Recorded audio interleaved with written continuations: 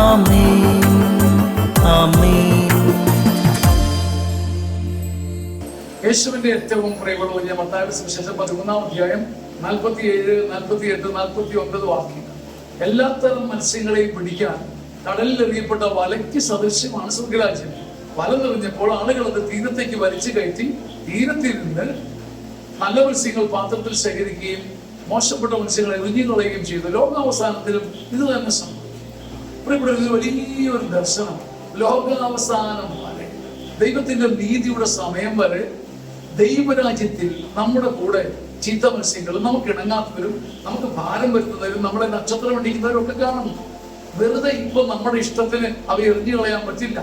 വല നിറയണം. ദൈവത്തിന്റെ നീതിയുടെ സമയം എത്തുവോളം എനിക്ക് ചേരാൻ പറ്റാത്ത, എനിക്ക് ഇഷ്ടപ്പെടാത്ത മനുഷ്യരോടൊപ്പം ഈ ദൈവരാജ്യത്തിന്റെ സ്നേഹവരയിൽ കിടന്നേ പറ്റൂ. അഥവാ നീ ദൈവരാജ്യത്തിൽ ഉണ്ട്, part and parcel of kingdom of God, ദൈവത്തിന്റെ രാജ്യത്തിന്റെ ഭാഗമാണ് എന്നതിന്റെ ഒരു അടയാളമാണ് നിനക്ക് ഇഷ്ടമില്ലാത്ത, നിന്നെ മനസ്സിലാക്കാത്തവരുടെ ഇടയിൽ കിടന്ന് ഞെരുങ്ങേണ്ടി വരുന്നത്.